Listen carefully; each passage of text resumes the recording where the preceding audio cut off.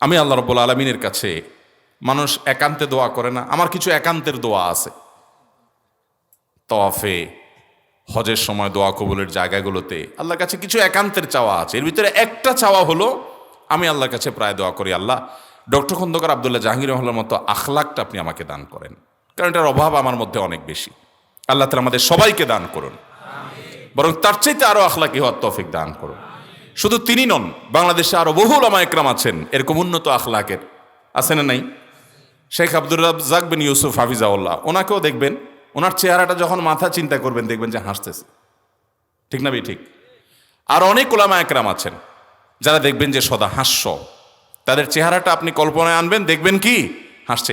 আপনার আশেপাশে অনেক আলেম ওলামা দেখবেন, এমনকি অনেক সাধারণ মানুষ দেখবেন তাদের মধ্যে এই গুণটা আছে না নেই? মানুষের ভালো গুণটা আমাদের অর্জন করার চেষ্টা করা লাগবে কি লাগবে না? যে কোনো মানুষের মধ্যে ভালো কোনো গুণ দেখবো, আমরা সেটা অর্জন করার চেষ্টা করব।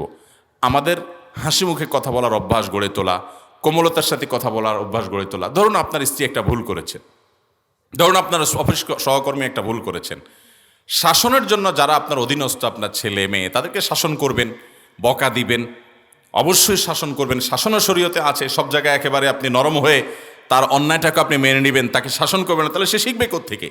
আপনার অধীনস্থ, আপনার ছোট ভাই ব্রাদার, আপনার সন্তান সন্ততি যারা আপনার অধীনে আছেন, একান্ত আপন, তাদেরকে আপনি শাসন করবেন, বকাঝকাও দিবেন। কিন্তু বেশিরভাগ সময় বা এছাড়া অন্য সকল মানুষের সাথে বিনম্রতা, কোমলতা আমাদের মধ্যে থাকতে হবে। আল্লাহ তাআলা আমাকে, আপনাকে, আমাদের সবাইকে হারিয়ে যাওয়া এই গুণটি, যেটির অভাব চলছে, যেটির আকাল চলছে, যেটির দুর্ভিক্ষ চলছে আজ মুসলমানদের মধ্যে, এই গুণটি আমাদেরকে অর্জন করার তৌফিক দান করো। চেষ্টা করবো তো ইনশাআল্লাহ। আমার খুব কষ্ট হয় যখন অমুসলিমদেরকে দেখি এই গুণটা তাদের মধ্যে চমৎকারভাবে আছে। আমাদেরই গুণ, আমাদেরই সম্পদ, আমাদের নবীর বাতানো পথ, সে পথে তারা যখন চলে দেখি, তাদেরকে দেখে মানুষ অভিভূত হয়। অথচ আমরা মুসলমানরা কোরআন এবং হাদিসের এই নির্দেশগুলোকে সবচেয়ে বেশি মানার কথা ছিল।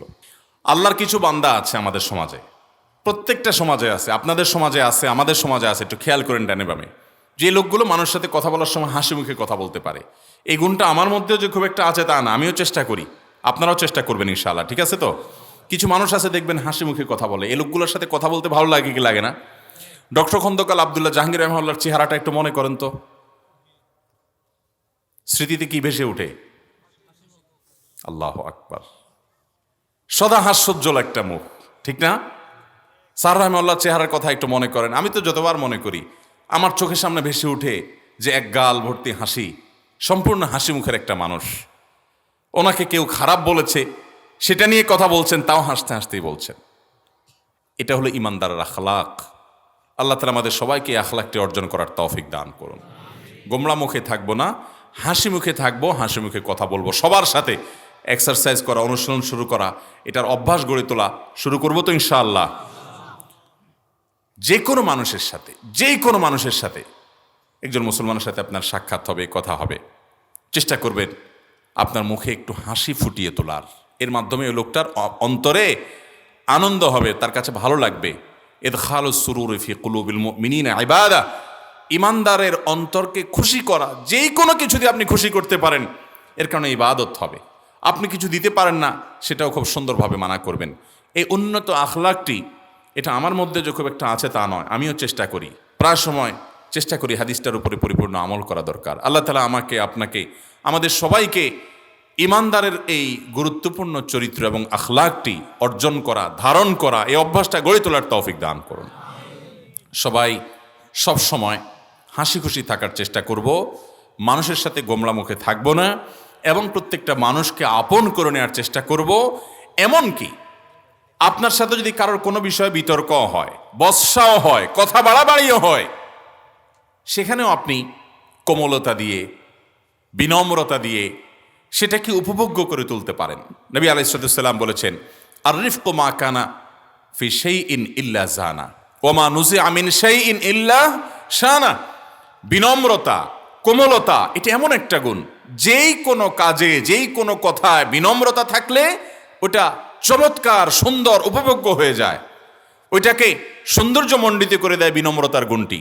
আর কোনো কাজ, কোনো কথা থেকে বিনম্রতা যদি হারিয়ে যায়। বিনম্রতা যদি না থাকে কোনো কাজে কোনো কথা, যত ভালো কথাই হোক, যত ভালো কাজই হোক, ওইটা বিনম্রতা কোমলতার গুণটি না থাকার কারণে ত্রুটিযুক্ত হয়ে যায়।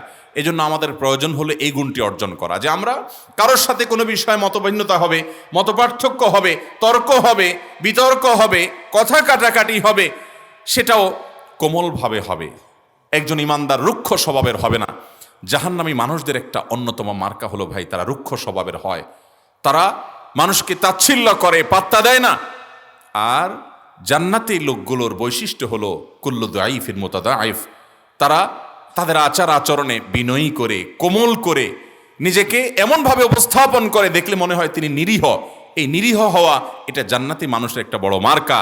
আর দাপটের চোটে মানুষকে দমায় রাখা, পাত্তা না দেওয়া, মানুষকে মানুষ জ্ঞান না করা, তুচ্ছতাচ্ছিল্য করা, সবসময় দাপট দেখানো, সব জায়গায় দাপট জাহির করা, মানুষকে সব সময় দমিয়ে রাখার চেষ্টা, এটা জাহান্নামী লোকের মার্কা। হাদিস থেকে বর্ণিত। আল্লাহ তাআলা আমাদের সবাইকে কোমল হৃদয়ের, কোমল আচরণের, বিনম্র আখলাকের, হাসি মুখে কথা বলার এই উন্নত চরিত্রটি পরিপূর্ণভাবে হাসিল করার তৌফিক দান করুন। শুরু করবো তো ইনশাআল্লাহ, চেষ্টা করবো তো ইনশাআল্লাহ। বাসায় গিয়ে যখন বিবি সাহেবের সাথে সালাম দিয়ে ঢুকবেন, প্রত্যেকটা কথায় কথায় মুচকি হেসে কথা বলবেন। আজকে মাহফিল থেকে গিয়ে রাতে যে আপনি খেয়েছেন কিনা, খানা রেডি হয়েছে কিনা, হাসি মুখে যখন কথা বলবেন, দেখবেন বেগম সাহেবা, যারা আগে থেকে অভ্যাস নাই আর কি, বেগম সাহেবা বলবে যে কাহিনী কি, ব্যাপারটা কি, এত খুশি লাগছে কেন মনে। বেগম সাহেবা বলবে কি বলবে না? কারণ বেগম সাহেবা তো জানে যে এই জিনিস থেকে তো হাসি দেখি নাই কখনো, হঠাৎ করে এরকম ফেরেশতা হয়ে গেল কেন। যদিও বিবি সাহেবা আপনার হাসি নিয়ে হাসাহাসি করে, তবু আপনার হাসি থামানো যাবে। চেষ্টা করবো তো ইনশাআল্লাহ। আমাদের নবী করিম সাল্লাল্লাহু আলাইহি সাল্লাম, তার সাথে যাদের উঠা বসা হতো, সে মানুষগুলো তাকে কখনো ভুলতে পারতো না। যার সাথেই কথা বলতেন তিনি মনে করতেন আমাকে সবচেয়ে বেশি ভালোবাসে। সাহাবীরা প্রত্যেকে জানতেন যে আমাকে সবচেয়ে বেশি ভালোবাসে, এইভাবে মানুষকে আপন করতে পারতেন। আজ আমাদের মুসলমানদের মধ্যে আখলাকটা হারিয়ে গেছে, নাই। আমার পরিবারের সদস্য, আমার অফিসে সহকর্মী, আমার ক্লায়েন্ট, কাস্টমার, রাস্তার অপরিচিত মানুষ, এমনকি ভিন্ন ধর্মের মানুষ, প্রত্যেকটা মানুষ আমার আচরণে শিখতে হবে, ভক্ত হবে, অনুরক্ত হবে।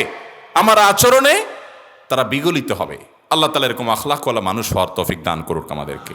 চেষ্টা করবো তো ইনশাআল্লাহ ভাই।